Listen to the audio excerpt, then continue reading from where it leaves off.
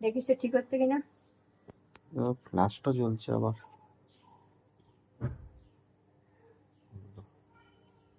ঠিক হয়েছে, দেখ তো পড়ে যাবে না না, তো। এই সাইডটা একটুখানি সোজা করো। হ্যাঁ, এবার ঠিক আছে। দাঁড়াও, দাঁড়া,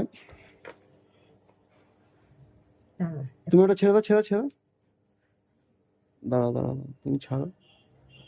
হ্যাঁ, এবার দাও, এবার দাও, ঠিক আছে, হয়ে গেছে, করে দিচ্ছি। গোলাপ ফুল খুব পছন্দ করতো।